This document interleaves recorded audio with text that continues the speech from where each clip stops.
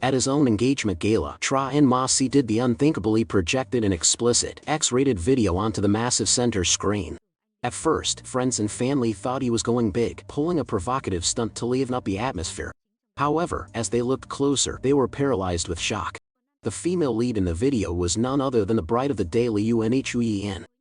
The male lead, however, was most certainly not him. While the crowd remained in a state of utter bewilderment, they realized that the bride herself had yet to appear. Under the suspicious gazes of the guests, Tra and Ma Si held a microphone in one hand and dialed Lee Yun's number with the other. She didn't pick up the first time. Unfazed, he patiently called again. This time, after several long rings, the line finally connected. Through the phone, the piercing sound of car horns was unmistakable. The guests could even hear the roar of an engine through the speakers. Whispers rippled through the hall. Where was Lee Yun driving at a time like this? Was the eldest daughter of the Liu family actually jilting him? Tra and Ma Si stood tall on the stage, his face a mask of cold indifference. His deep, piercing eyes swept over the crowd, and his voice, calm yet heavy with an oppressive authority, echoed through the microphone. Where are you? Why did you leave? Lee Yun's voice came through the other end, sounding irritated and dismissive, as if she couldn't care less about the current situation. I have something important to handle. We can just make up the engagement party later. Tra and Ma Si narrowed his eyes, his grip tightening on the phone as he pressed her, enunciating every word. What could possibly be more important than our engagement ceremony? Her response was nothing but anger and impatience. I already told you I'll make it up later. I am driving. Stop talking. Tra and Ma Si could no longer hold back. He let out a roar of fury, his eyes bloodshot with a mix of heartache and rage, his voice thundering through the hall. You think a makeup fix is this? What do you take this hall of guests for? What do you take the Tra and family for? I spent 6 months preparing this ceremony. Do you think a single sentence can just wipe the slate clean? Finally, Tra and Ma Si flashed a mocking smile. Disregarding his own reputation, he growled into the mic. Organize it with whom? I then. Will the groom even be me? The moment those words left his lips, the entire hall fell into a deathly silence. On the other end of the line, Lee Yun seemed to flinch. She paused, a flash of doubt crossing her mind. Was this really the same love-struck Tra and Ma Si who used to worship her every whim? To cover her confusion, she raised her voice in a sharp rebuke. Tra and Ma Si, what kind of nonsense are you talking? Are you trying to call off the engagement? Tra and Ma Si's lips curled into a half-smile, cold and filled with contempt. I am afraid I am not the one trying to end this, am I? Lee Yun huffed, her voice regaining its familiar arrogance as she barked an order. I told you, I have an emergency at the hospital. There is someone there waiting for me to save their life. Tra and Ma Si let out a sharp, mocking laugh, his eyes glinting with extreme ridicule. Are you a doctor now? You going there is going to save a life. Tell me then, who is this person in the hospital? Are they on their deathbed? Is it so dire they couldn't wait a single minute to the point you had to abandon your own wedding? The crowd below began to stir, whispers spreading like a tidal wave. Even the Liu family members sitting in the front rows couldn't hide their unsightly expressions. They were baffled. At such a critical moment, who could possibly possess the magnetism to make the notoriously cold and proud Liu heiress rush to the hospital herself? Then, Lee Yun's voice came back, cold and perfunctory, her words dry and distant. My assistant. As soon as the name Dai Fa left her mouth, the crowd beneath the stage erupted. The whispers instantly turned into open clamor. Dai Fa? Isn't that MS, Liu's personal assistant? I heard she personally recruited him right after graduation. I heard this Dai Fa is quite the dashing gentleman. Their relationship is incredibly close, they're practically childhood sweethearts, as if a close brother exists in high society. How pathetic. Seeing the gossip spiral out of control, the matriarch of the Liu family, Liu could no longer sit still. Her face turned ashen, her hands trembling against the armrest of her chair from a mixture of rage and shame. She immediately signaled her relatives to rush the stage and snatch the microphone from Tra and Ma Si. Unfortunately for her, Tra and Ma Si was prepared. He simply smirked, shooting her a meaningful glance. He had spent a fortune hiring 200 burly tattooed guards to secure every floor of the building. No one was getting up there without his permission. Tra and Ma Si continued his interrogation over the phone, his tone becoming increasingly sarcastic and biting. What happened to him this time? Is it a common cold, or did he get bumped by a bicycle? I've suspected the two of you for a long time. Tell me, who is the real CEO of the Liu Corporation? If yes, just a lowly assistant, would a great heiress like you throw away her fiancé to go offer herself to him like this? Pushed to her limit, Li Yunhui shrieked. Try Ma Si, don't go too far, can you stop with the sarcasm? He's my assistant and my friend. If you don't respect him, you don't respect me. Hearing this, Trot Ma Si's heart twinged with a sharp, familiar pain. Respect him? Did she have any idea what the consequences of respecting that assistant were? A broken home and eternal ruin. In his past life, it was because of Dai Fa M that he met a tragic, premature end.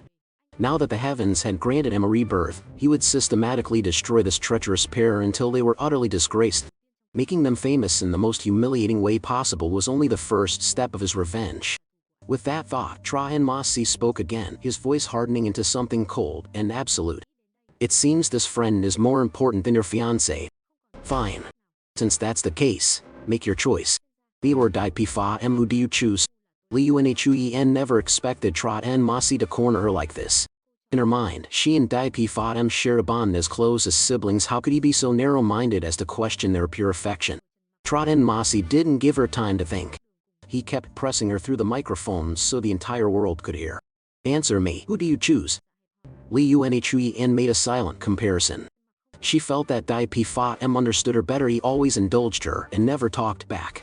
In a moment of impulsive heat, she blurted out, I choose Dai Fa M. With that, she slammed the phone shut and floored the accelerator toward the hospital. The moment the words left her mouth, Li Yunhui felt a sudden, inexplicable ache in her chest.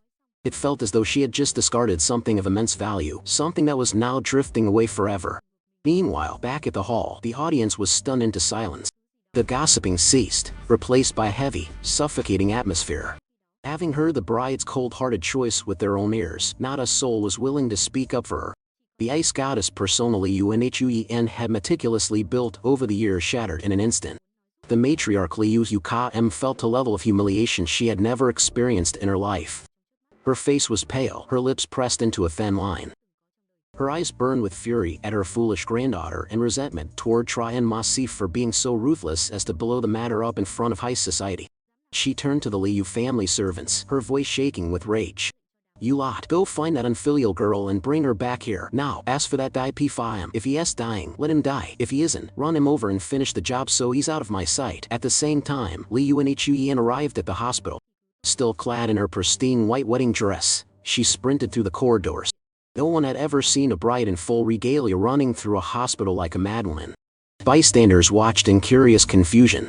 A few romantic souls began dreaming up tragic scenarios. Her lover must be terminally ill, probably not making it through the night, so she wore her wedding dress to see him one last time. Moved by their own imagination, some girls pulled out their phones to take photos and post them on social media.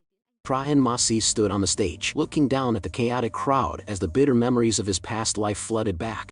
In his previous life, it was exactly these fabricated stories and photos that caused an explosion of public sympathy for her.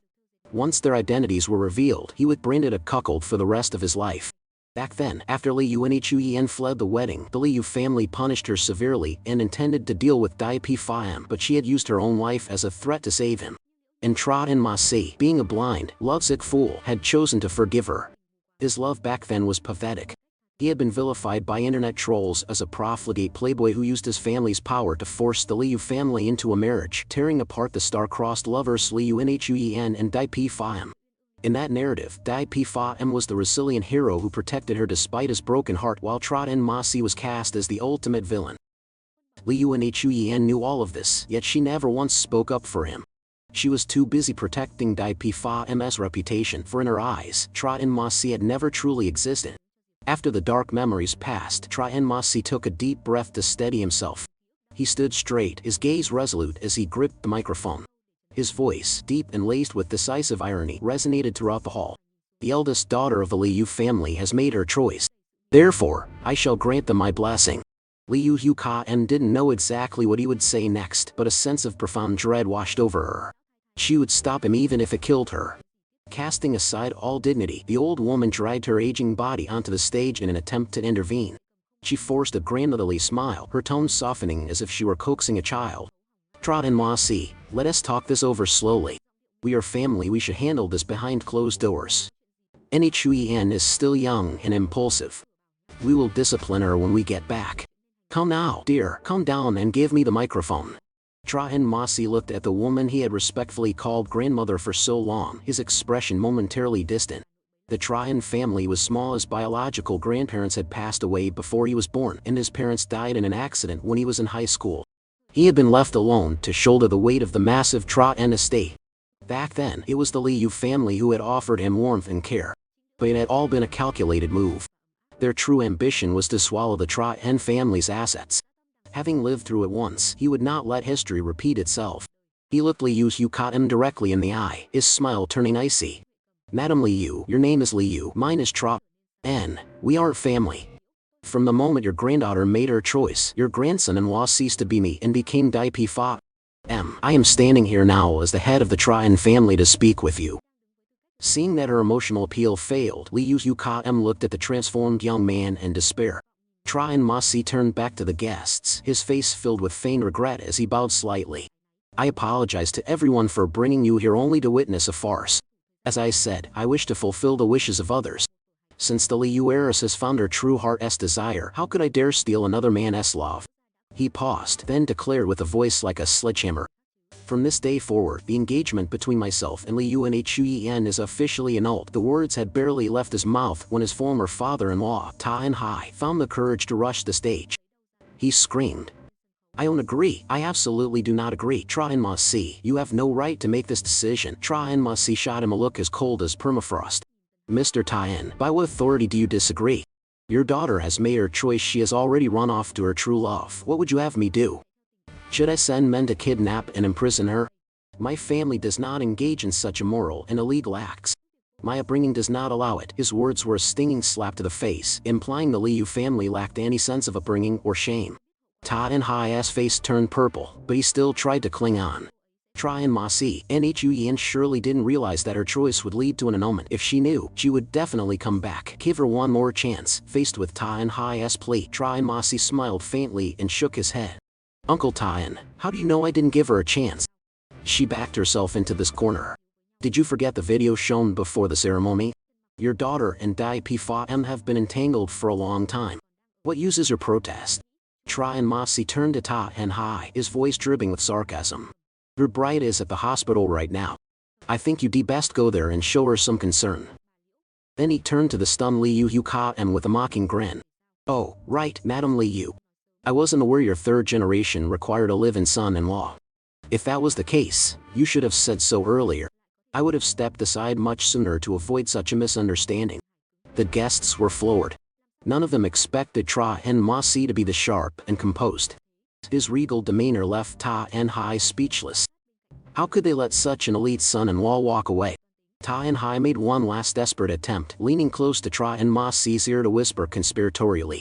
Elite marriages are always like this. You play your games, she plays hers.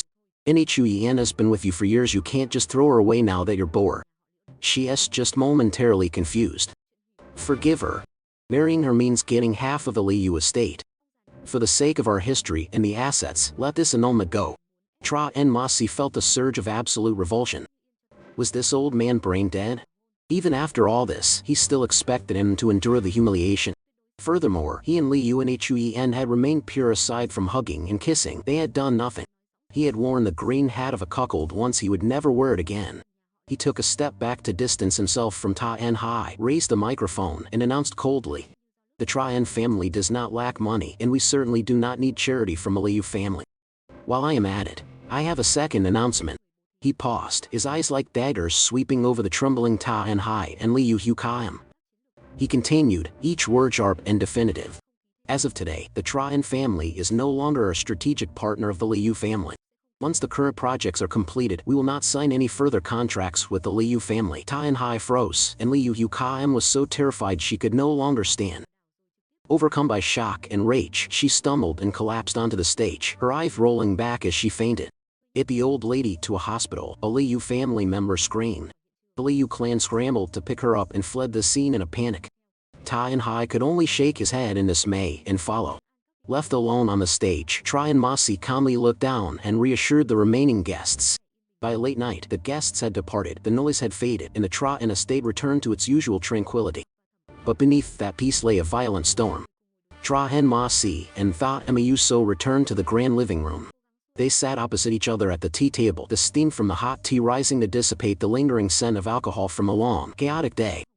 The silence was suffocating. Tha Emiuso was like a late autumn rose. She possessed a quiet, magnetic strength that commanded the room. If Liu Nhuyen was a snow lotus on an icy peak, pure but cold, then Tha Emiuso was a black rose, mysterious and enchanting. Tha Emiuso was 3 or 4 years older than Tra and Ma Si. The Tra En family had adopted her shortly before his mother became pregnant with him. Despite having a biological heir, they never marginalized their adopted daughter, loving her as one of their own. Finally, it was Tha Emiuso who broke the silence. She set down her teacup, her beautiful eyes fixed on Tra and Ma Si, her voice a mix of heartbreak and fury. Are you really just going to let it go like this? Liu Nhuyen treated you that way. I truly cannot stand her. How could she betray your sincerity like that? At this, her emotions overflowed and she began to sob. Seeing her tears, Tra and Ma Si's resolve finally cracked. The cold, hardened shell he had worn all day shattered. He collapsed into the sofa, his eyes turning hollow, filled with pain, despair, and lingering disbelief. Even now, having been reborn, he still couldn't believe Liu Nhuyen had treated him this way. The humiliation of her fleeing the wedding was just the tip of the iceberg. What he had endured was far more than just today. Compared to the tragedy 10 years ago when Liu Nhuyen had ruthlessly turned him into a vegetable to get revenge for Dai Pi Fa, and this pain was nothing. Tra and Ma Si looked up, wiping away a rare tear. He looked at his sister, his voice now calm but terrifyingly cold. Sister, this won't end like this. Liu Nhuyen is just the beginning. I will make the entire Liu family pay for their choice. He paused, his eyes narrowing dangerously. What do you think is most important to a woman? Before she could answer, he continued, his tone as sharp as a blade. Today, I exposed her infidelity to everyone. It was a kill 1,000 enemies at the cost of 800 of my own move, though now Liu Nhuyen can forget about ever marrying into another wealthy family. The Liu family will never allow her to be with Dai Pi Fa now. We don't even have to act, they will handle those two themselves. As for us, we focus on destroying the Liu family. Tra En Ma Si gripped his teacup so hard his knuckles turned white. His eyes burned with a savage, murderous intent. I will bring the Liu family to eternal ruin. Tha Emiuso had never seen him like this. The brother she had raised seemed to have transformed into a stranger, someone fearsome and decisive.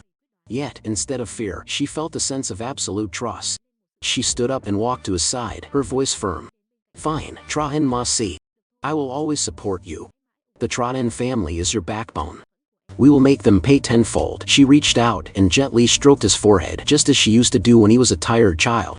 He looked at the face he had missed so dearly, the face he felt so guilty toward. In his past life, after he became a vegetable, it was Tha Emiuso who cared for him every day. Bathing him, massaging him, she did it all. She would tell him stories of the outside world. And she would stroke his head just like this, whispering comforts he could never answer. He didn't know where she had been taken or what her end was in the previous life. Until the moment he died, he regretted being so blinded by love for Liu Nhuyen that he allowed her to harm those who loved him most. He vowed that in this life, the one person he would never fail was Tha Emiuso. The surge of regret and affection became too much. Tra En Ma Si stood up and pulled her into a tight hug. He buried his head in her shoulder, breathing in her familiar scent. The feeling of regaining what he had lost caused his emotions to break, and he wept like a child. Tha Emiuso stiffened momentarily. They hadn't shared such an intimate hug since they had grown up. She had essentially raised him herself. He had followed her everywhere until he met Liu Nhuyen and began to distance himself. Hearing his muffled sobs, she assumed he was still mourning his lost love for Liu Nhuyen. Her heart ached for him. She wrapped her arms around him, gently stroking the back of his neck, comforting her crybaby brother just like old times. After a long cry that released all his pent-up frustration, Tra En Ma Si felt much lighter. He let her go, wiped his eyes, and regained his resolute look, though a hint of anger remained. Sister, get some rest. We go to the company tomorrow, there is much to be done. With that, he began to walk out. Tha Emiuso called after him, worried. It's so late. Where are you going? Tra En Ma Si explained calmly. I am going to the bridal apartment. There are some things I need to retrieve, my parents' mementos. I can't leave them with Liu Nhuyen. Knowing he wasn't going back to bed for forgiveness, she said nothing more. Once she saw him off and the car disappeared from sight, the gentleness on Tha Emiuso's face vanished, replaced by a sharp, icy edge. She scoffed. Liu family, it's time we settle the score. Thought Emma Yuso was no mere ornament. To have maintained the Trot and family's power single-handedly at the age of 22 after their family tragedy was proof of her extraordinary capability. In the past life, had Trot and Ma Si not stripped her of her power to appease Liu Nhuyen, the Liu family never would have succeeded in their takeover. Tianhai Pavilion was a luxury villa development built by the Liu family. The bridal home of Tra and Ma Si and Liu Nhuyen was situated in its most prime location. He opened the door and stepped inside. Looking at the familiar yet strange rooms, his heart was a mess of conflicting emotions, and a dull ache rose from the depths of his soul. Originally, he had planned to live in the ancient Tra and family villa after the wedding, but Liu Nhuyen had refused, complaining about its antiquated decor. Just as the Liu family's development was completed, she insisted he buy their home here. It was Villa Number 1, the most expensive in Tianhai Pavilion, with a price tag of 150 million RMB. Because he led the way, the stagnant project suddenly became the trendiest spot in the city. His wealthy friends all followed suit, wanting to live near the Tra family. He had spent another 50 million on renovations. Every style, every tiny detail had been tailored to her preferences. For 6 months, he had personally supervised the construction. He had naively thought this was where they would spend their lives, and it had to be perfect. In the end, all his effort had been a gift for Dai Pham. In his past life, after he was paralyzed, Liu Nhuyen had dumped him back at the old Trot estate. She then casually gave his house to Dai Pham. Perhaps she had been so eager to get rid of him just so she could give his bridal home to her lover.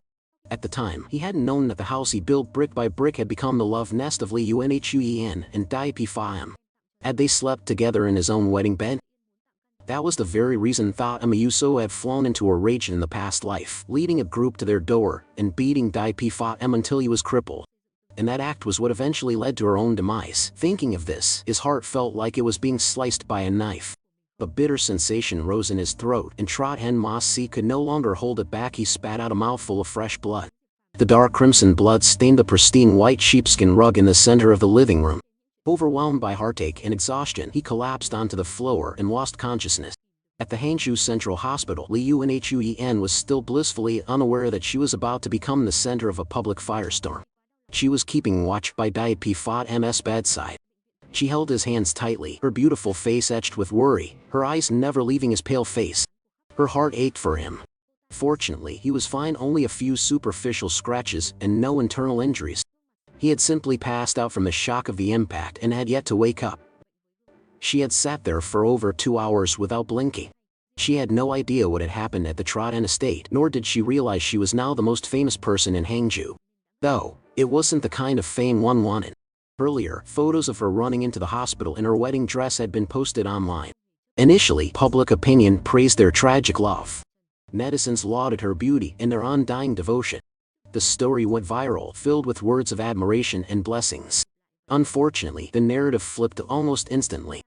Guests from the engagement party who knew the truth spoke up, completely changing the tone of the conversation. One guest, unable to stand the lies, posted a correction. "I am telling you, what star-crossed love. It's total bullshit. This woman is Liu Nhuyen, the heiress of the Liu family. The man in the hospital is her assistant, Dai Pham. Tonight was her engagement party to the Tra family heir, Tra Ma Si. She abandoned her fiancé at the altar, still in her wedding dress, to run to her secret lover, boyfriend. They re an adulterous couple, and you people are offering blessings? I must be blind, you guys are making my blood boil." This netizen recounted the entire history of Tra Ma Si, Liu Nhuyen, and Dai Pham in detail. The post included photos from the engagement scene, Tra Ma Si standing alone on stage, his face full of despair, while the screen behind him showed Liu Nhuyen in her pajamas sharing a room with Dai Pham. With clear logic and concrete evidence, the truth was out. Liu Nhuyen had cheated with Dai Pham. Public opinion did a 180-degree turn. Liu Nhuyen, however, knew nothing of the explosion online. She had turned off her phone upon entering the hospital. People wouldn't stop calling, and she didn't want them to disturb Dai Pham's rest. More importantly, she didn't know how to explain herself to her family or the Tra ns, so she chose the silence of a power-down device. In her mind, Tra Ma Si was just having a hard time accepting things. Once she went back and explained it in person, she could coax him back. As long as he wasn't angry and forgave her, the Liu family wouldn't blame her. She would wait for a better time, then demand a proper apology from him, and then he had proposed once more. Once he calmed down, she would forgive Chen Mo for his overbearing behavior today and finally marry him. How dare he force her to choose? This time, she would give him the cold shoulder for a weak and necessary lesson in decorum. How dare he defy this princess? Yet, she would still marry him eventually. At that time, she would have Yi Fan as the best man. After the wedding, she wanted to have 2 children. The son would take the Lu surname. It was settled. She had always believed that because Chen Mo had been by her side for so many years, he would forever be her protective knight. No matter how outrageous her actions, she believed that the moment she stood before him, his heart would soften and he would forgive her. But this time, she had clearly overthought her importance. Her knight was dead. And his killer was none other than her. Lu Ruyan was still lost in her own delusions when suddenly, with a loud thud, the hospital door was kicked open. Lu Ruyan jumped, her heart racing. Even Yi Fan, who was feigning unconsciousness on the bed, was startled. Had Chen Mo found them? In that moment, she was so consumed by anxiety and a guilty conscience that she failed to notice the fleeting, strange expression that crossed Yi Fan's face. The intruder was Qin Hai. He entered the room with a stern expression, followed by several bodyguards. Upon seeing it was Qin Hai, Lu Ruyan immediately breathed a sigh of relief. She crossed her arms and spoke with a cold voice, devoid of any filial respect. "What are you doing here?" Qin Hai seemed long accustomed to this attitude. Without a hint of anger, he spoke slowly. "Ruyan, you've provoked your grandmother to the point that she fainted. She is in the hospital room right next door. You should go see her at once." Hearing this, Lu Ruyan hurriedly let go of Yi Fan's hand and stood up. She didn't bother to ask about her grandmother's condition. Instead, she immediately shifted all the blame onto Chen Mo. Her stunningly beautiful face was masked in a layer of frost, her words dripping with resentment. "How could Grandma be so angry that she fainted? Why didn't you say so sooner? What exactly is Chen Mo doing? He can't even handle a minor situation properly, letting Grandma get worked up like this. Doesn't he know how to reassure her first? Where is he? Did he come here? I need to demand an explanation for how he handled everything." She didn't spare Qin Hai a single glance as she stormed out of the room to find Chen Mo. In her mind, the fact that she had abandoned her own wedding midway was not the issue. The cause of the resulting mess was entirely due to Chen Mo's incompetence. Of course, she did not yet know that the moment she chose to follow Yi Fan, Chen Mo had publicly declared the engagement null and void. Qin Hai didn't tell her either. He merely glanced indifferently at Yi Fan lying on the bed and let out a contemptuous laugh. He stepped closer, his voice low but loud enough for the person in the room to hear. "Stop acting. I grew tired of these petty tricks decades ago."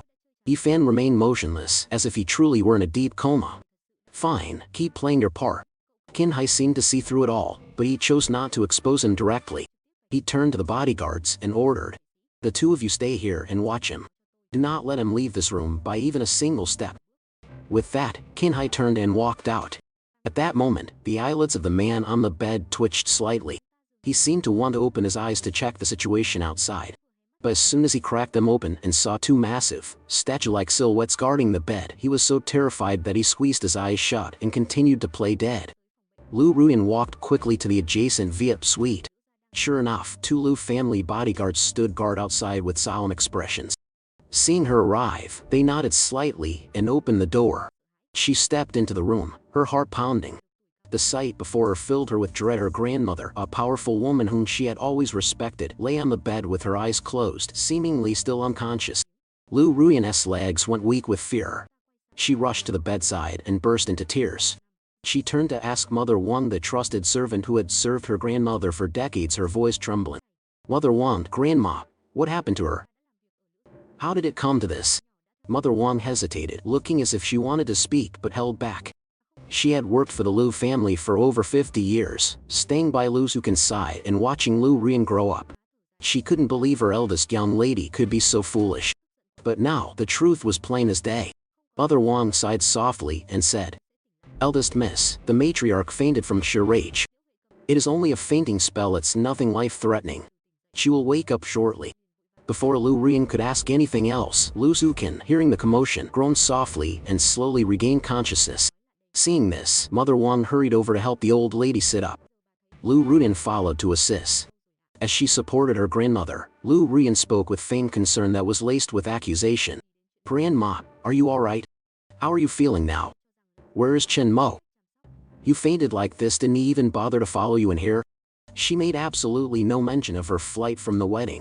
She naively assumed it was Chen Mo's lack of care that had landed her grandmother in the hospital and was offended that he hadn't even shown up. However, Lu Yuqin used what little strength she had to decisively push Lu Ruyan's hand away. She turned her face away, her voice raspy but thick with disgust. "You, stay away from me, I have no such granddaughter." Only then did Lu Ruyan realize the truth had been exposed. Yet, she still tried to maintain a nonchalant facade, her tone sounding pouted. "Grandma, what are you saying? It was just an engagement party, wasn't it? We can just hold another one later. I'll explain everything to Chen Mo. I'll call him right now and tell him to come here and apologize to you." With that, she took out her phone, turned it on, and prepared to call Chen Mo. Lu Yuqin immediately stopped her. She knew that Lu Ruyan was still oblivious to what was happening in the outside world. Chen Mo had already declared the engagement over. If Lu Ruyan called him with that arrogant attitude, it would only do more harm than good, further enraging Chen Mo and destroying any remaining chance of reconciliation. "Don't call him yet, listen to what this old woman has to say first." Lu Ruyan didn't dare defy her grandmother now. She obediently put her phone away. "Grandma, please speak." Lu Yuqin leaned back against the bed and signaled for Mother Wang to go outside and close the door. Once Mother Wang had left, leaving only the two of them, Lu Yuqin's expression shifted instantly. Her frailty vanished, replaced by a thundering rage. She barked. "Do you have any idea what you've done? Do you think I'm so senile that I can no longer control you? How dare you commit such a shameful act? You have dragged the Lu family's reputation through the mud." Lu Ruyan trembled at the outburst, her tears of grievance falling like rain. She didn't understand. Why was her grandmother so furious? "Grandma, what did I do wrong? Why are you scolding me like this?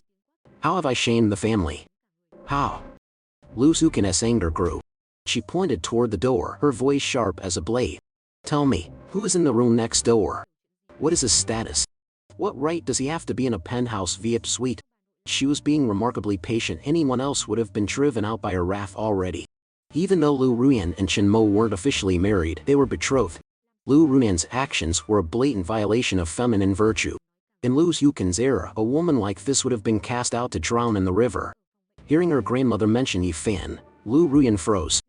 She had never told her family about his special existence. Aside from Chen Mo, everyone else believed Yifan was merely her assistant. Feeling betrayed, she asked, her eyes searching for someone to blame. "Grandma, how did you know Yifan was here? Did Chen Mo tell you? How could he do that? Didn't I explain it to them clearly? Yifan and I have no other relationship. He is just my assistant." Chen Mo was being far too narrow-minded. Lu Yuqin was so angry she let out a dry laugh, a sound full of irony and disappointment. "An assistant? What kind of assistant makes you abandon your own wedding? What kind of assistant's hospitalization requires the CEO to keep a bedside vigil? You expect me to believe this is a professional relationship? Who are you trying to fool? Do you think everyone is an idiot?" Faced with Lu Yuqin's relentless questioning, Lu Ruyan was at a loss. She didn't know how to explain her relationship with Yifan. She was certain it wasn't romantic love, it was more akin to a deep, platonic bond, a family connection without the blood ties. But if she said that, would her grandmother believe her? In her mind, the only person who could resolve this was Chen Mo. If he stood up and explained things for her, her grandmother would surely believe it. She wanted to call Chen Mo again to ask him to come over. Seeing this, Lu Yuqin no longer stopped her. She simply said coldly, "Don't waste your breath. I doubt Chen Mo will pick up your call now." Lu Ruyan didn't believe her. She dialed the number. But Chen Mo truly did not answer. In the past, this was an impossibility. Whenever she called him, he would answer within 3 seconds. Today, she called 3 times in a row without a single response. "Oh, my poor granddaughter," Lu Yuqin sighed, a heavy weight of emotion in her voice. She decided to recount everything that had happened after Lu Ruyan left. From the moment Chen Mo called her, to him forcing her to make a choice, and finally, his public declaration of the cancelled engagement in front of all the guests. She only omitted the sensitive photos of Lu Ruyan and Yifan. But even that was more than enough. Hearing that Chen Mo had publicly called off the wedding, Lu Ruyan went numb. Her face was a mask of disbelief as she stammered. How could that be? He loves me so much, how could he just throw away our engagement? No, I have to go find him. I have to ask him what he means by this. How dare he do such a thing? With that, Lu Ruyan turned to rush out and find Chen Mo. "Get back here," Lu Yuqin shouted. "What good will it do to go now?" She looked at her granddaughter, who still couldn't distinguish right from wrong, and finally had to bitterly admit her failure in raising her. In this entire ordeal, the one clearly in the wrong was Lu Ruian. Chen Mo had simply reached the point where he refused to indulge her any longer. Lu Zukin looked her granddaughter in the eye, her voice becoming serious and probing. Tell me the truth. What is the nature of your relationship with that boy next door? How far have things gone between you two? Lu Ruian was stunned by the question. Her gaze flickered away, and after a moment of hesitation, she tried to explain. Grandma, what are you talking about? What could possibly be between me and Yifan? You have to believe me, we are just colleagues or friends at most. Don't listen to Chen Mo's nonsense. When I said on the phone that I chose Yifan, I only meant that I had to come to the hospital, not that I was choosing him over Chen Mo. How could I ever give up Chen Mo? That would never happen. Those final words were likely the only sincere thing Lu Ruian had said. At the time, she had been so provoked by Chen Mo's pressure that she had blurted out her choice without thinking. Looking back, that statement was indeed problematic. Chen Mo had clearly dug a pit for her, and she had jumped right in. Lu Yukin didn't believe a word of it. She knew her granddaughter was lying. Deeply disappointed that Lu Ruian was still trying to talk her way out of it even now, she felt a sharp pain in her chest. Lu Ruian, you still won't tell the truth? If even I don't believe your explanation, then not a single guest at that wedding will either. Remember, the guests tonight were all influential figures, many of them are our business partners. If the rumor of your infidelity spreads, do you know how much damage it will cause the Lu family? Lu Ruian froze, asking in shock. Infidelity? What infidelity? Who told you I was unfaithful? Lu Zukin didn't bother explaining. She took out her phone, found the compromising photos, and sent them to her. Lu Ruian's hand shook as she opened the images. Her eyes widened in horror. They were photos of her in Yifan in a hotel room. In one, she was even wearing a nightgown. Where did you get these? Who took these photos? It doesn't matter where I got them, Lu Zukin said, her voice ice cold. I'm telling you, regardless of whether anything happened between you, that Yifan kid is a dead man. If the Chen family doesn't strike, the Lu family certainly will. He's the greatest stain on your life. Lu Ruian, still trying to remember the context of the photos, heard her grandmother's threat and scream. No, you can't touch him. I won't allow it. If you want to kill him, you'll have to kill me first. Lu Yukin's resolve collapsed. She fell back onto the bed, too angry to speak, clutching her chest and gasping for air. Lu Ruian didn't even notice her grandmother's state. She needed to figure out where these photos came from. Racking her brain, she suddenly cried out. I remember now, this was from when Yifan and I went on a business trip last week. He came to my room that night for work. We were only discussing company matters. Afterward, he accidentally spilled coffee on me, which is why I had to change. You have to believe me, you raised me yourself, how could I do something so depraved? Hearing this, Lu Zuqing was only half convinced. While the photos didn't show what happened inside the room, a man and a woman alone at 3 in the morning, ending with Lu Ruian seeing him out in a nightgown, no matter how you looked at it, it was scandalous. Lu Ruian's explanation was flimsy at best. Seeing that her grandmother still didn't believe her, Lu Ruian grit her teeth and made a bold decision. Grandma, if you still don't believe me, we are in a hospital right now. Call a gynecologist in here immediately. I will let them examine me right now to prove that I am still a virgin. Seeing her granddaughter swear so emphatically, Lu Zukin's belief grew a little stronger. But she understood it even less now. If she and Yifan weren't lovers, why was Lu Ruian protecting him so fiercely? Knowing she couldn't hide the truth about Yifan forever, Lu Ruian finally confessed. She explained that Yifan had started working at the Lu Corporation a year ago. Seeing his potential, she had made him her personal assistant. Gradually, she felt Yifan was special, unlike other suitors who were aggressively passionate, or Chen Mo, whose care was almost suffocatingly meticulous. Yifan was different in a way that made her feel close to him and want to protect him. For 3 generations, the Lu family had not produced a single son. Lu Ruian had always longed for a younger brother. Yifan's appearance happened to satisfy that longing. Over the past year, she had grown increasingly reliant on him, treating him like a biological brother and even indulging his most unreasonable demands. Lu Zukin felt like slapping her. A brother? Who has a brother with no blood relation who is that inseparable? Who would believe such a thing? Perhaps only that fool Chen Mo, blinded by love. But now, he wasn't a fool anymore, he had woken up. No wonder Chen Mo had handled this with such calm and decisiveness. He had accumulated too much disappointment until it finally turned into despair. Misplaced trust only led to more outrageous behavior. That was why he had publicly cancelled the wedding at the altar. Lu Zukin beat her chest and wailed. Oh heavens, what karma has the Lu family sown? How could we give birth to a granddaughter like you? Hearing her grandmother's scolding, Lu Ruian felt deeply wronged. Just then, a frantic knocking came from the door. Kin Hai stood outside, his voice urgent. "Mother, I have an urgent matter to report. I'm coming in." Without waiting for her permission, Kin Hai rushed in, holding a tablet. He went straight to Lu Yukin, his face pale with panic. "Mother, the news about Rian has exploded online. Public opinion is completely against us. What do we do now?" Lu Yukin was already disgusted by his panic.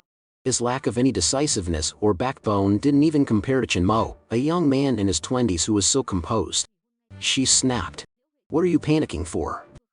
Look at yourself. You're a disgrace." Rebuked, Kin Hai became even more sheepish. Lu Ruyan also looked at him with disdain. In her heart, she had never liked her father.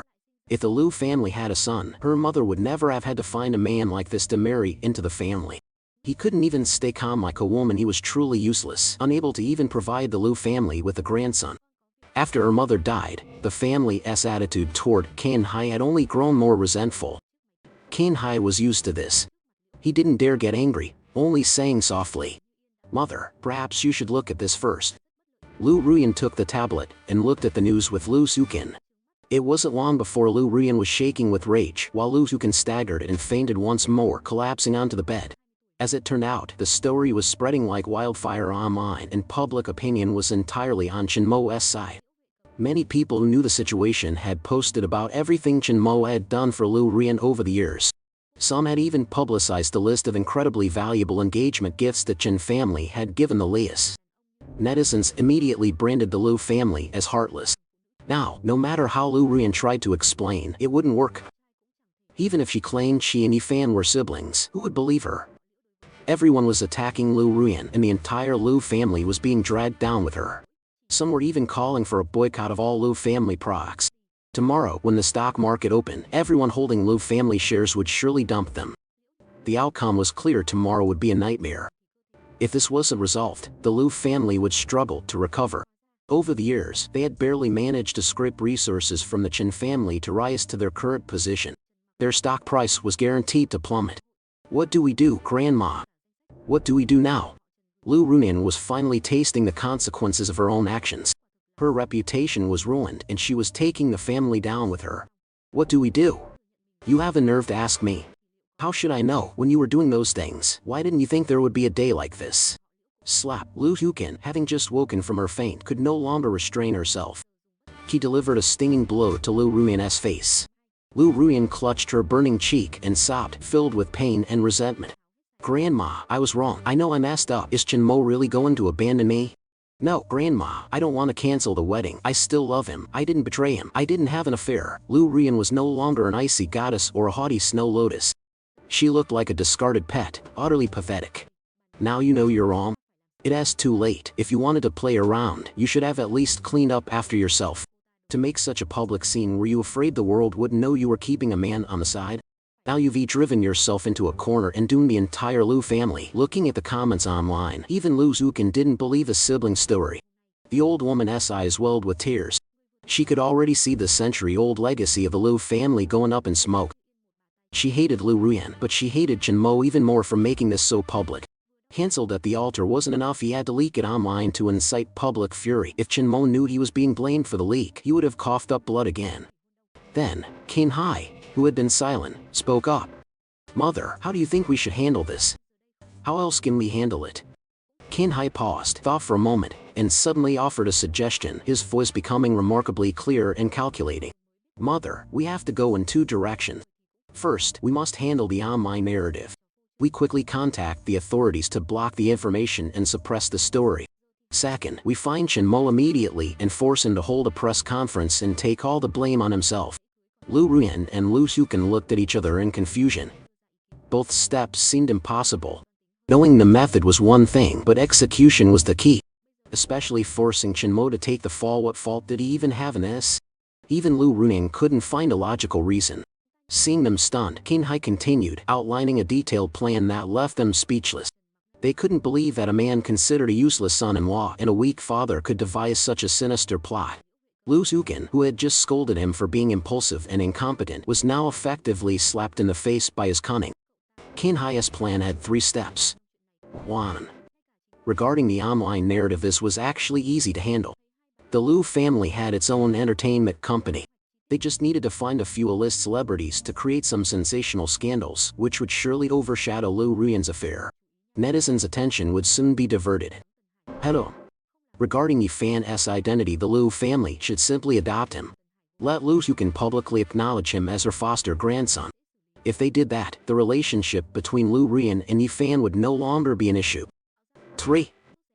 The most important part, Chen Mo had to step up. He needed to explain to the public that out of excessive jealousy and a momentary lapse of judgment, he had misunderstood the relationship between Yifan and Liu Ruian, causing him to blow things out of proportion. He would take all the responsibility and affirm that he still trusted Liu Ruian and loved her deeply. Qin Hai continued confidently. The first two are easy, but regarding Chen Mo, he might not be willing to cooperate. Liu Huqin thought for a moment and made an immediate decision. She looked at Qin Hai with newfound trust. From now on, I appoint you as the vice president of the Liu Group with full authority to handle this. Go and redirect the narrative tonight. As for Chen Mo, Ruian and I will find a way. Qin Hai had been waiting for this. He was overjoyed and agreed immediately, taking the tablet and hurrying out. Once he was gone, Liu Huqin turned to Liu Ruian with a stern gaze. Tell me the truth one last time, did you and Yifan have sex? Even now, she couldn't believe they were just siblings. This brother Liu Ruian had claimed looked much more like a lover.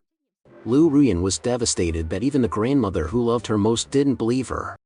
She said firmly, Grandma, you have to believe me, nothing happened between me and Yifan. I only see him as a brother.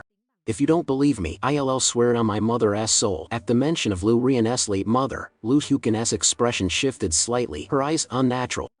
She waved her hand. Fine. But just to be sure, you should go get an examination. Adding a medical certificate will make it easier to explain things to Chen Mo. What kind of certificate? Liu Ruian still didn't understand. It wasn't until Liu Huqin stared pointedly at her lower body that she realized. Her grandmother wanted her to get her hymen checked. An hour later, her face flushed with shame, Liu Ruian held a medical report as she drove toward the old Chen family estate. Along the way, she had called him countless times, but he never answered. She didn't know if he was angry or asleep. Meanwhile, Chen Mo had finally woken up in their cold, funereal home. He woke up on the floor, next to a pool of dried blood. This mouthful of blood felt like a memorial for the past. Farewell, Liu Ruian. I have personally excavated you from my heart. After vomiting the blood, he felt much lighter. The blind love he held for her had vanished with that blood. The image of the girl who once ruled his heart was gone. He stood up, looked at the brand new wedding suite, and whispered to himself. It's time to say goodbye to the past. He went to the wine cellar, took out a bottle of red wine, and drank directly from the bottle. Then, he violently threw the bottle at the massive wedding portrait hanging on the wall. Crash, the bottle shattered, and the portrait was ruined. He opened another bottle, took a few swigs, and staggered into the bedroom. He pulled Liu Ruian's magnificent wedding dress from the closet, poured the remaining wine over it, and flicked a lighter. Flames erupted, consuming the dress that had taken 6 months to craft and was adorned with countless jewels. He remembered how, to give her a grand wedding, he had personally traveled to Europe to find her royal master to custom make it. But now, it was no longer needed. He threw their framed photos into the growing fire, letting everything burn to ashes. The bright flames and rising black smoke quickly caught the attention of the Chen family bodyguards outside. One bodyguard, not daring to enter uninvited, shouted from the door. Young master, are you all right? Do you need us to come in? Chen Mo didn't answer. He only issued a cold command, his voice hoarse from wine and pain. You people, pack up my things. And then, smash this place to pieces. He loathed this bridal suite. In his previous life, it was here that Liu Ruian and Yifan had dealt him the blow that turned him into a vegetable. And it was here that they had eventually carried out their affair. He didn't spare them another thought. Holding his wine bottle, he walked out. Soon, he had left the estate. He continued to drink, wandering the empty streets of Hangzhou in the middle of the night, not knowing where to go. Though he owned real estate all over the city, nowhere felt like home. The bridal suite was where she would cheat, the old Chen estate was where Shen Yaoshu had been taken. Every time he returned, those memories would torment him until he felt like death would be a mercy. He walked the streets alone like a ghost, a solitary figure in the silent night. He was like a stray dog with no home, wandering aimlessly. It wasn't until dawn, when his legs were exhausted, that he stopped. By chance, there was a 5-star hotel by the road. He staggered toward it. He checked into the hotel and booked the presidential suite for himself. After receiving his room card, he entered the elevator alone. The presidential suite was located on the top floor, the 66th.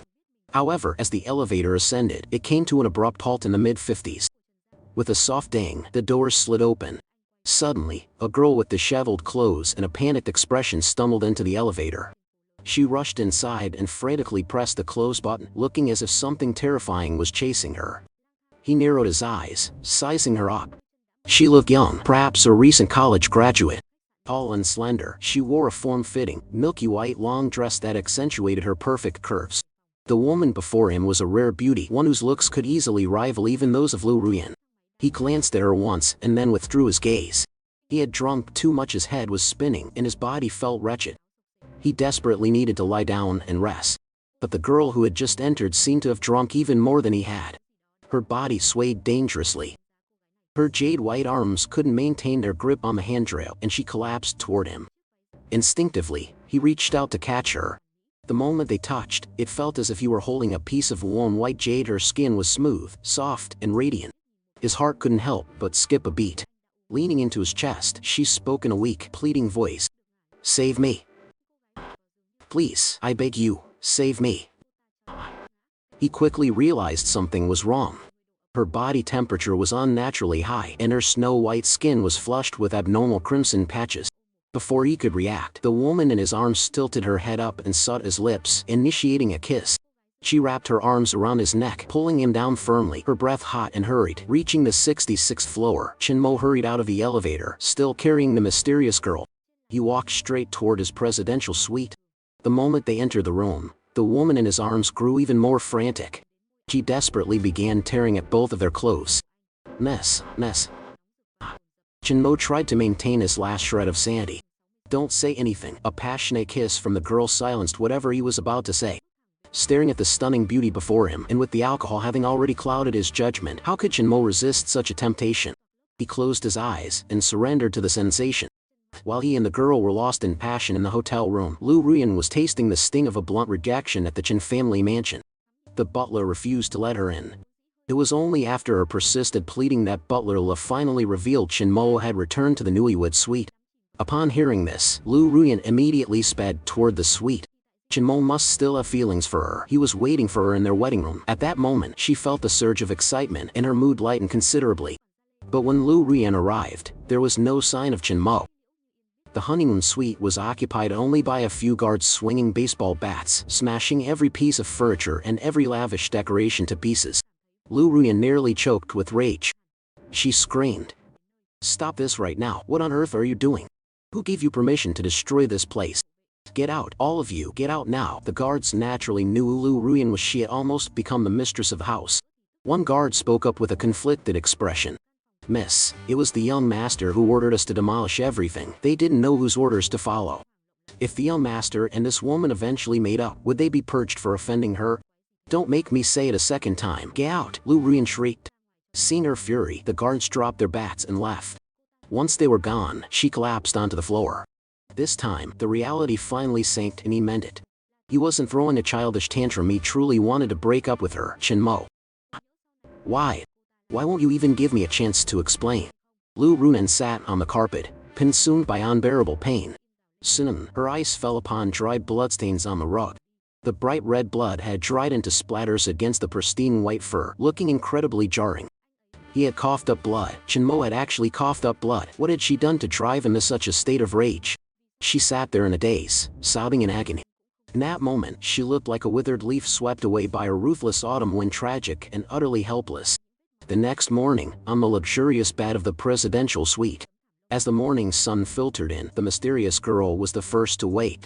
Her body felt sore and aching. She slowly opened her eyes. Lu Menjiao stared blankly at her surroundings, her entire body freezing in shock. It was then she realized she was lying in a strange bed, with an unknown man sleeping soundly beside her. Her instinct was to scream, but she immediately clamped her hand over her mouth.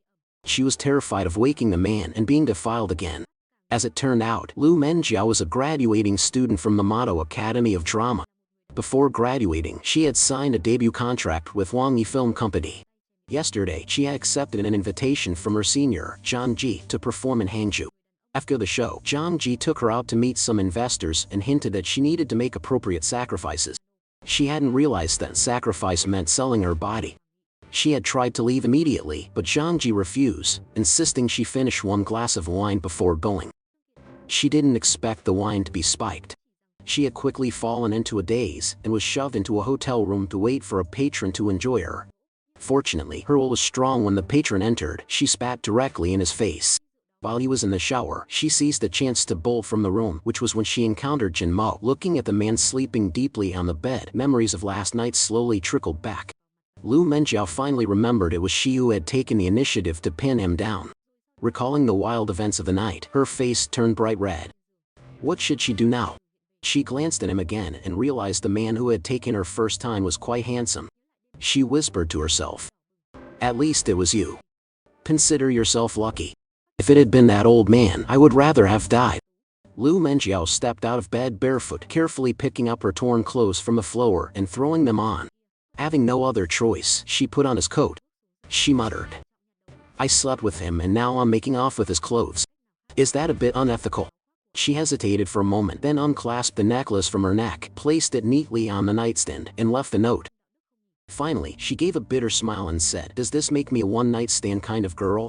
Wrapping his coat tightly around her, she walked toward the door. But just as she reached it, she paused, turning back with a gentle gaze to stare at the man sleeping like the dead.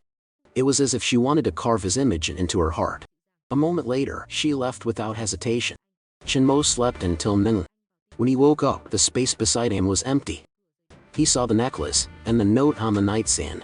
It contained only a few words of fleeting dawn romance, neither remember nor long for it. I've borrowed your coat, I leave this necklace as compensation. He held the necklace in his palm and brought it to his nose, catching the lingering scent. Finally, his eyes fell upon the red stain on the bedsheets, and his gaze turned profound and unreadable. You think you can just run away after sleeping with me? No chance. He picked up his phone and called his trusted bodyguard, Lu Lian. The woman who entered my room last night, I want every bit of information on her within the hour. Also, bring me a change of clothes. Without waiting for Lu Lian's reply, he hung up. Just as he finished washing his face, the bodyguard appeared at the door with fresh clothes and a file. What did you find? Chen Mo asked while dressing. Lu Lian replied respectfully. Young master, we've investigated. The woman was Lu Menjiao, a student at the Motto Academy of Drama. She was invited to Hangzhou to perform yesterday, attended a banquet afterward, and was drugged. She took a high-speed train back to Motto early this morning. Who was behind the invitation? Chen Mo's voice turned cold. The man's name is Zhang Ji, also a drama school graduate and Lu Menjiao's senior. He was the one who drugged her. Whose bed was he trying to put her in? Chen Mo's voice hardened. Lu Liang hesitated. This person, you know him. The relationship is quite deep. I know him. Tell me, who is it? It's Third Master Qin. Was Third Master Qin? Chen Mo couldn't place the name for a moment. Then, a memory surfaced.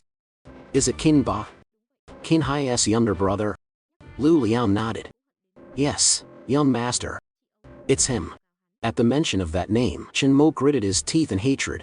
In his past life, Sister Yao Chu had once accused him of misconduct, but Chen Mo had let it slide out of respect for Lu Rian, causing Sister Yao Chu to suffer in silence. To think he had dared to target Sister Yao Chu as well. Since he hadn't dealt with him in the last life, he would start his vengeance with him in this one. Take me to the company, he ordered. The Yibo building was the most famous skyscraper in Hangzhou, and the entire building belonged to the Qin family. The headquarters of the Qin group was located here. Chen Mo entered the building alone, but he was quickly blocked in the lobby by a man with a thuggish face and a fierce expression. His tone was incredibly unpleasant. Where do you think you were going? Just barging in without asking anyone? Do you know where you are? I am here for the Qin group headquarters, Chen Mo replied. You think you can just walk in? Do you have an appointment? Chen Mo laughed coldly. He didn't expect to need an appointment to enter his own home. This entire building is mine. I go where I please. You don't have the authority to stop me. The guard burst into laughter. Oh, really? Kid, what kind of game are you playing? You actually think you're Chen Mo? If you're Chen Mo, then I'm his father. Why don't you get on your knees and call me dad right now? Chen Mo's eyes flashed with murderous intent. Insulting him was one thing, but daring to insult his father was a death sentence. Just as he was about to call his bodyguards, an older guard came rushing over. The older man took one look at him and immediately snapped into a respectful salute. "Young master, I apologize, young master. We didn't know you were visiting and failed to arrange a proper welcome." The first guard remained arrogant. "Old man, get out of the way. What the hell are you talking about? Would the eldest son of the Chen family go out without 7 or 8 bodyguards? This kid doesn't look like any young master to me." However, even after hearing it was Chen Mo, the guard showed no fear. Instead, he stepped forward with a sleazy grin.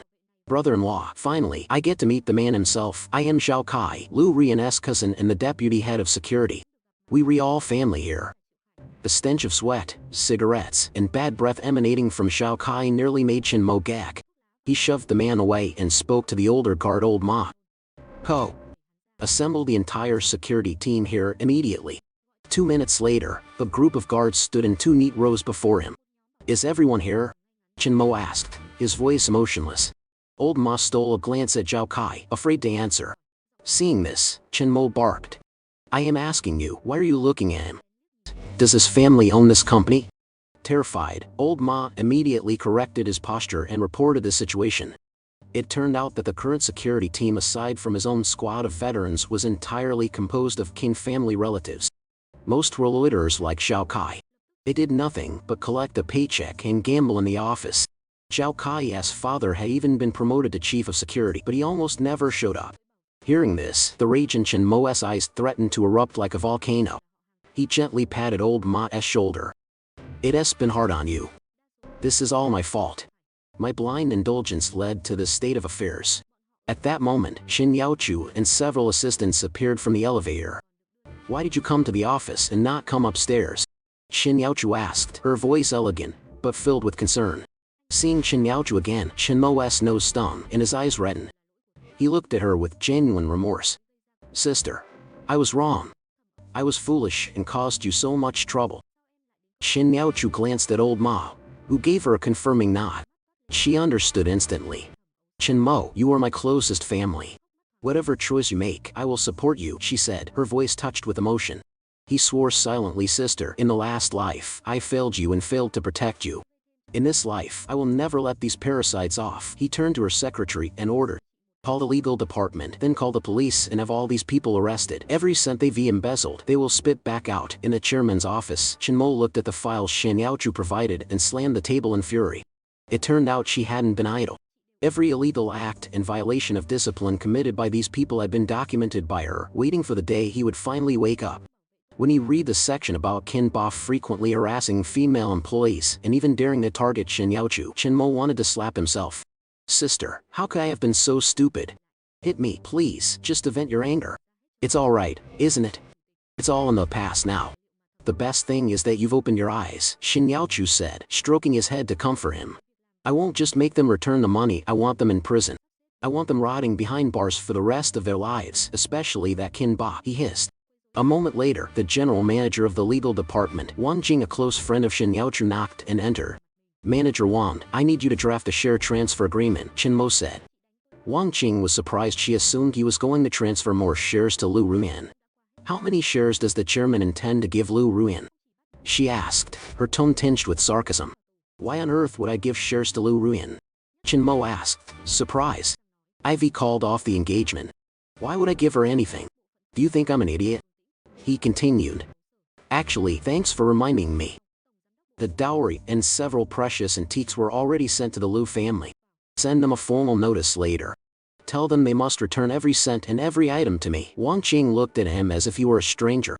Was this the same love-struck man she had heard about? Then, if not Lu Ruyan, who are you transferring the shares to? He smiled softly and whispered 3 words into Wang Qing's ear: "Xin Yaochu." Wang Jing froze as if she'd seen a ghost, followed by a look of sheer joy. "No problem, I'll draft it immediately. How much do you want to transfer?" she asked once she regained her composure. "How about 25%? Wang Jing was stunned. That amount of equity was worth more than the entire Lu family fortune. When he had given shares to Lu Ruyan before, it was only 8. This time, he was playing for keeps. Soon, the receptionist called to report that Qin Hai had arrived at the door. When Qin Hai arrived at the Yibo building, he was greeted by a horrific sight. His siblings, his nephews, his nieces, and several close associates were being hauled away in police cars. What is the meaning of this? He shouted, rushing inside. Brother, save me. Talk to Chen Mo. Tell him to have mercy. Kin Ba screamed. Young master, save us. Chen Mo has gone crazy. He is turning his back on his own people. Only then did Kin Hai understand. It seemed Chen Mo was still enraged. He hurried into the building and was finally allowed upstairs after a long wait. The moment he saw Chen Mo, Kin Hai maintained a superior attitude, acting like a father-in-law. Chen Mo, this isn't right. These are your relatives, your elders. Why involve the police over such small things? Was it Shin Yaochu who put you up to this? That girl is an outsider. After all, Chen Mo watched him perform coldly. After letting Kin Hai monologue for a while, he slammed the desk and stood up abruptly. Your relatives conspired to embezzle hundreds of millions in public funds, and you call that a small thing? Using the office for debauchery is a small thing? Publicly harassing my employees, you call that a small thing? The core reason for his rage was Kin Ba targeting Shin Yaochu. In this life, Shin Yaochu was his very lifeblood. Kin Hai flinched at the outburst and stammered. Yes. Is that so? I had no idea about any of this. Mr. Kin, don't waste your breath. I will not let these people go. I called you here because we need to discuss the dowry the Liu family must return. If it isn't returned, I will sue the entire Liu family, Chen Mo said bluntly. Kin Hai tried one last desperate plea. Chen Mo, listen to me. Yifan and Rian really have no relationship, it's all a misunderstanding. Rian truly sees Yifan as a younger brother. Shut up, Chen Mo roared. Do you think I'm blind? Seeing that he couldn't move him, Kin Hai changed tactics. Chen Mo, if you retired of Liu Rian, I have another daughter. What about Liu Roxu? Rian's younger sister. She always liked you when you were kids, remember? She has been studying at an all-girls school abroad. She is absolutely pure. I'll marry her to you. What do you say? At the mention of Liu Roxu, Chen Mo paused. He remembered that in his past life, after he was paralyzed, that girl had rushed back to the country, had a massive falling out with her sister, and wanted to take him abroad for treatment, only to be stopped by Liu Rian. If he felt any shred of sentiment toward the Liu family, it was for Liu Roxu alone. But he hadn't expected Kin Hai to offer his own daughter as a bargaining chip. The man was truly lower than an animal. Who do you think you are? Do you think your daughter is an object to be traded at your whim? Get out of here right now. He picked up the desk phone and called his secretary. Send security up here to throw this man out. Finally, Kin Hai was dragged out by security. As soon as he was gone, Shan Yaochu heard the news and hurried over. What are you getting so worked up for? Don't be angry, it's bad for your health, she said softly, massaging his shoulders. Sister, I am going to give a 25 raise to all employees at headquarters, plus a 1-month bonus as compensation for the years they've suffered, Chen Mo said. Of course. You've cleared the corruption and rewarded them. You've shown both mercy and authority, it couldn't be better, Shin Yaochu smiled. Sister, there's one more thing. You must agree to it. As long as it's for the company, I support you. You promised. A moment later, Wang Jing entered with the share transfer agreement. Chen Mo took it, skimmed it, and signed without hesitation. Once finished, he handed the pen to Shin Yaochu, covering the content above, and told her to sign as well. Though confused, Shin Yaochu trusted her brother and her best friend implicitly. She signed her name firmly. Once it was finalized, Wang Jing breathed a sigh of relief and ran excitedly to Shin Yaochu. Congratulations, Yaochu, you are now the wealthiest woman in this province. Shin Yaochu was dazed. She hurriedly opened the document. The cover clearly read share transfer agreement, and the amount was a staggering 25 of the Chen Group. As the actual operator of the company, she knew exactly what those shares were worth. This wasn't just being the richest woman in the province, she was likely among the top in the entire country. She looked at Chen Mo, bewildered. What are you doing? Why give these to me? Chen Mo smiled. Sister, you said you'd support my decisions. He turned to Wang Jing and continued. In addition to these shares, I am appointing Shin Yaochu as the general manager. She will manage all affairs, from business development to personnel. Everything will be decided by her, without needing to consult or report to me. He wanted to place the entire reins of the company in her hands. Shin Yaochu realized that he had come to the office today specifically to clear her path, gifting her both wealth and absolute power. She was moved to tears. After Wang Jing left, Shin Yaochu threw herself into his arms, weeping softly. Brother, giving me all these shares, aren't you afraid I'll marry another man someday? She asked once she calmed down.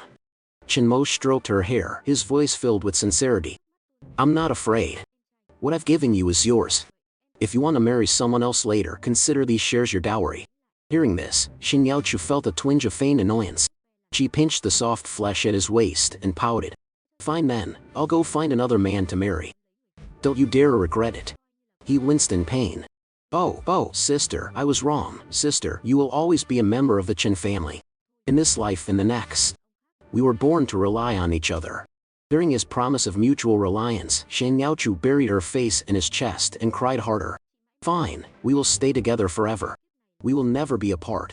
Meanwhile, Lu Ruyan didn't know how long she had been crying in the ruins of their wedding home.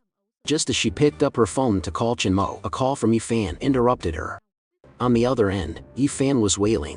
Sister Rian, come to the hospital quickly, someone is trying to kill me. The line went dead immediately after. Yifan. What is happening? By the time Lu Rian realized he had hung up, she had already grabbed her keys and was driving like a madwoman. Still wearing her white wedding dress, she once again cast Chen Mo to the back of her mind for Yifan's sake. When she reached the hospital, Yifan was perfectly fine. He was simply kneeling on the floor, trembling. Facing him was grandmother Lu Tucan. Grandmother, what are you doing? Why are you making things hard for Yifan? Lu Ruyan rushed over, speaking frantically. Lu Tucan looked at her as if she were a fool.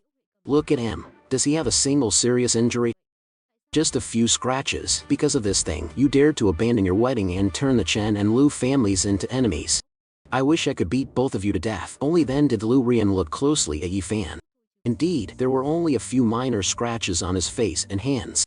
In that instant, she recalled the image of Chen Mo vomiting blood in the wedding room. That scene held so much disappointment and pain. She had intended to find Chen Mo to apologize. What on earth was she doing? However, she still believed Yifan must have had his reasons. She helped him up and said to her grandmother, Grandmother, I will handle the Chen family matter myself. Yifan is my person, I won't allow anyone to hurt him. With that, she led Yifan out. Just then, Qin Hai suddenly walked in. Ruyan, Chen Mo is truly furious this time. Are you really still going to be seen with this guy?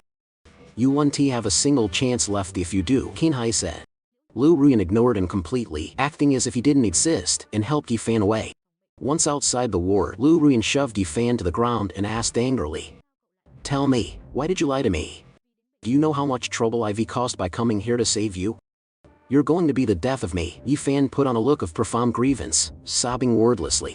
He began spinning a tragic tale of how he went to a bar alone because he was sad, got hit by an electric scooter, and how a passerby called the ambulance and a nurse called her. After hearing his explanation, Lu Ruyan's heart softened once more. Fine, I don't blame you. I misunderstood. Once this blows over, I'll take Chen Mo to apologize to you. Then you must let me come with you, Yifan said quickly. I want to apologize to brother Chen Mo in person so he doesn't misunderstand. I'll help explain everything so you two can rekindle your romance. Lu Rian thought about it. Having Yifan explain things himself would indeed be more convincing. Sister, my clothes were torn yesterday. Didn't I leave a change of clothes at your place? Can I go there to change? Yifan asked. Lu Ruyan hesitated, remembering the photo. I'll just explain that we re like siblings. If we avoid each other just because someone is suspicious, doesn't that just prove we have something to hide? We should be open and honest, that way people won't doubt us, Yifan persuaded. Lu Ruyan found his logic sound and nodded. Half an hour later, they returned to a luxury apartment she had bought elsewhere. They entered together. At the same time, a series of photos of Lu Ruyan and Yifan went viral again. From them hugging in the hospital to walking hand in hand, and finally, Lu Ruyan driving into her private apartment. Following this wave of public opinion, netizens were enraged once more. They began selling off Lu family stocks. In the blink of an eye, the Lu group's stock price plummeted. Lu Ruyan and Yifan were completely unaware of any of this. They quickly arrived at the foot of Chen Mo's office building. This time, no one dared to stop Lu Ruyan. She walked straight in, but the employees looked at her with blatant hostility, especially since she was trailing Yifan behind her. They were blocked at the door by Shen Yaochu's secretary. Move, do you know who you are blocking? Yifan acted the part of an assistant, shoving the secretary aside so Lu Ruyan could enter. Without even knocking, Yifan pushed the door open. At that exact moment, Chen Mo was sitting in a chairman's chair, and Shen Yaochu was sitting on his lap, gently feeding him fruit. The moment Lu Ruyan stepped through the door, she saw the scene. You! How could you do this? Her face turned beet red with rage, her lips trembled, and her eyes welled up instantly. Who gave you permission to enter? Get out, Chen Mo said sternly. Brother Chen Mo, Yifan interrupted, Sister Rian came specifically to apologize to you. How can you sleep with another woman right in front of her? Chin Mo's face darkened as he said coldly. If you don't want me to have security throw you out, you'd better know your place and get out. Learn how to knock before you enter. Chin Mo, do you know what you were saying? Lu Runan said, feeling wrong. How dare you kick me out? You should be kicking her out, have you forgotten? You promised me you'd keep your distance from Shin Yaochu. Finally, after being kicked out and forced to knock for permission, Lu Rian was allowed back into the office. By then, Shin Yaochu was standing behind him, obediently massaging his shoulders. Chin Mo, I know last night was my fault, Lu Runan said softly. I came to apologize. I was just too worried Yifan was hit by a cart and knocked unconscious. In the hospital said he was seriously injured. Then who is this glowing, perfectly healthy person standing behind you? Chin Mo mocked. Furthermore, if Yifan was unconscious, where did the hospital get your phone number? Lu Ruyan was speechless. She turned to look at Yifan with suspicion. I really was hit by a car, Yifan stammered. It must have been when I arrived at the hospital. I must have been muttering Sister Rian's name in my delirium. I must have remembered her number and recited it to the doctor. Actually, I find it hard to believe you've memorized her number. Shin Yaochu suddenly spoke up. Could you recite it right here? I'd love to see just how deep your feelings are. Yifan was broken into a cold sweat. He pretended to think, but after a long while he couldn't produce a single digit. Need a hint? Chin Mo chuckled coldly. The first digit is a 1. Right, it starts with a 1, Yifan said happily, but he still couldn't remember the rest. By now, even Lu Rian realized that Yifan didn't know her number at all. Is that so? Chin Mo sneered. Why do I remember it so clearly? He recited Lu Rian's phone number effortlessly, and even followed it with her ID number. Lu Rian was overwhelmed with emotion. He knows he still loves me so much. It turns out, whether someone truly cares about another person or not, how can things etched into one's very marrow be forgotten? Muso said, her voice heavy with hidden meaning. Unable to endure the biting sarcasm, Li Yunhuyen snapped. With a piercing scream, she lunged at Thought Muso. You lowly adopted brat, how dare you seduce my fiancé? Get out right now, smack. Unexpectedly, it was Tra and Ma Siu struck. He stood up and delivered a thunderous slap that sent Li Yunhuyen reeling. Li Yunhuyen was stunned into silence. Thought Muso and Diapi Fa were equally frozen in shock. That single slap carried the weight of a hatred spanning 2 lifetimes. Try and Ma Si, how could you hit an Huyen? Diapi Fa cried out, frantically shielding her. Too far. Hitting her is letting her off easy, Tra and Ma Si sneered coldly.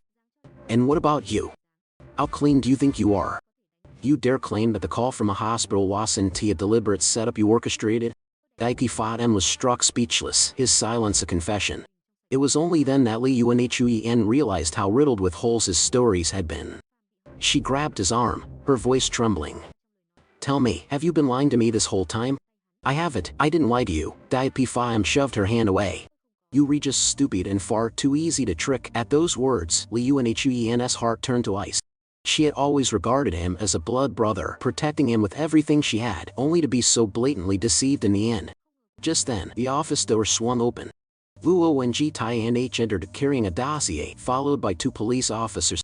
Chairman, the Liu family has completely collapsed. Their stocks are in a freefall, and they have been declared insolvent. The matriarch, Liu Yukaem, passed away after a failed resuscitation brought on by her rage. Ta En Hai has been arrested for embezzlement and bribery. Ta En Ba and the others have also been indicted. They will likely face life in prison, Luo and Ji Tianh reported. Hearing the news, Li Yunhuyen's strength vanished and she nearly collapsed. Her grandmother was dead, her father was arrested, the Liu family was in ruins. In an instant she had lost everything. Seeing the tides turn, Dai Pi Fa panicked. He had only clung to Li Yunhuyen for her family's wealth. Now that the Liu family had fallen, he had nothing left to gain. Dropping his facade, he spat venomous words at her. This is all your fault, Li Yunhuyen. If you weren't such a fool for my lies, I wouldn't be in this mess. I only wanted to use you to latch onto the Tra family, but you were so useless you couldn't even keep a marriage engagement. He turned to flee, but the officers at the door blocked his path. Mr. Dai Pi Fa, you are under suspicion of fraud and defamation. Please come with us. The police moved forward and handcuffed Dai Pi Fa, finally dragging him away. Li Yunhuyen stood rooted to the spot, her entire body shaking. She watched Dai Pi Fa being led off, thought of her grandmother's passing and her father's arrest, and met Tra and Ma Si's ice-cold gaze. Finally, she understood the magnitude of her own ridiculous mistakes. She took a few steps toward him and sank to her knees. I was wrong. I truly was wrong. Can you give me one more chance? I'll never be stubborn again, and I'll never protect Daipi Fa M again. I just want to go back to how it was, back to when you were still good to me. Tra and Masi looked down at the woman sobbing hysterically on the floor, his heart completely unmoved.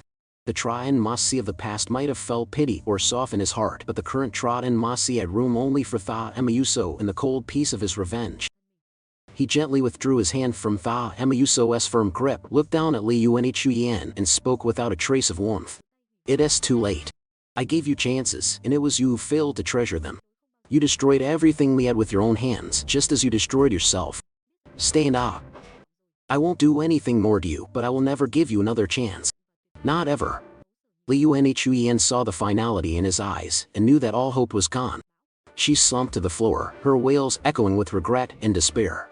Tha Emayuso watched her without a shred of pity. It was poetic justice. One reaps what they sow, and this was entirely of her own making. Tra and Masi turned to Tha Emayuso, his gaze instantly softening. Sister, let us go. Everything here is finished. Tha Emayuso nodded and followed him out. As they passed Li Yuanchuyen, neither spared her so much as a glance. They stepped out of the chairman's office. The company employees bowed respectfully, their eyes filled with awe. From this day forward, no one would dare look down on him, and no one would dare whisper about Tha Emayuso's status as an adopted child. They entered the elevator. As it descended, he held her hand tightly. Sister, I am here now. I won't let anyone bully you ever again, and I won't let you suffer another moment of grievance. Looking into his sincere eyes, Tha Emayuso's own grew misty. She nodded softly. All right. We will be together forever, and we will never be apart. The elevator doors opened. Side by side, they walked out of the Ibo building. The morning sun bathed them in a brilliant, warm light, sweeping away the shadows and sorrows of the past. A new beginning awaited them.